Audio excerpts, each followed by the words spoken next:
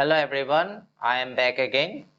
In this video, I am going to talk about developing a research project report. Today, I will give you some rough idea about how to develop or conduct a research project or prepare a good research project report. Okay. So without wasting time, let us begin.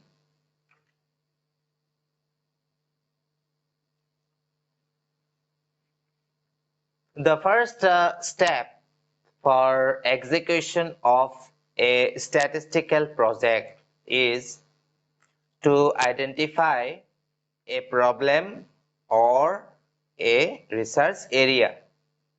A statistical project may be undertaken for any general or specific purpose, but it should be clearly defined. For example, with a view to assess the loss in consumers' welfare due to the malpractices among the traders, we may plan to study consumers' awareness among households, similarly to study the effect of improvement and efficiency on production process. We may plan a study on productivity awareness among entrepreneurs by enterprises like this. At the same time, we have to fix the objectives also. Objectives are very important because objectives are like track of your entire research work. So on the basis of the objective, you can proceed with the collection and processing of the data, because to conduct your project work, you will need statistical data.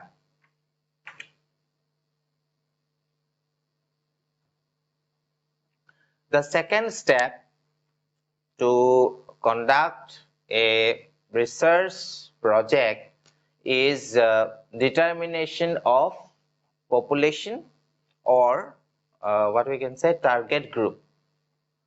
It is very important to determine the target group or the population that is to be covered by the survey.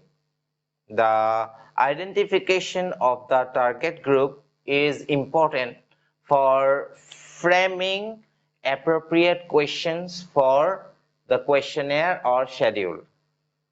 Let me give you an example. If we want to develop a project on consumer awareness, then we should specify the group of households whom we want to consider. If the project relates to cars, then the target group will be mainly the middle income and the higher income groups. So, choice of target groups is very important while preparing the project report.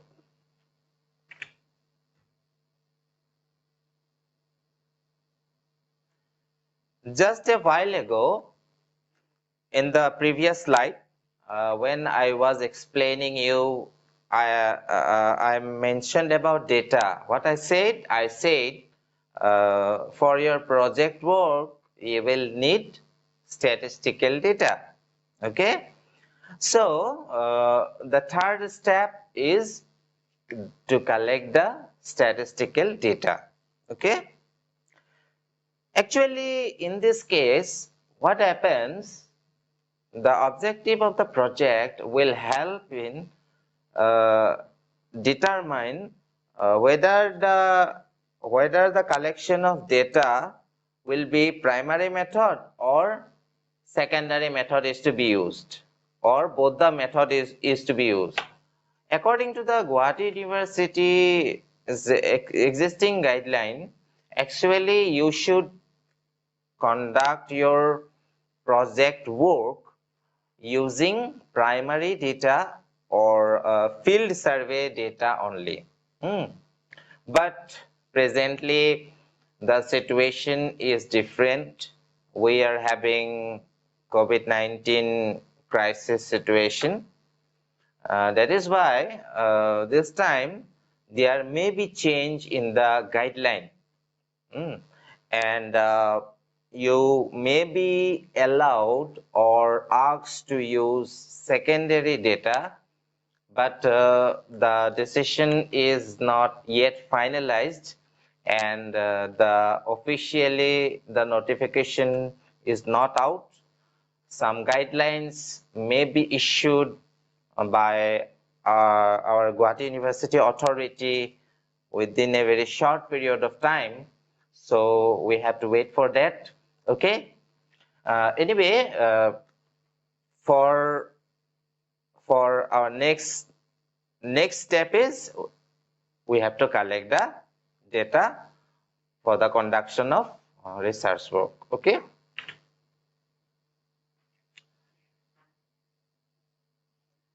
After you successfully collect the data, the next step is that the collected data have to be organized and presented in the form of tables, graphs, and suitable diagrams. Appropriate presentation of data gives a bird's eye view of the whole mass of statistical data and is extremely useful and significant.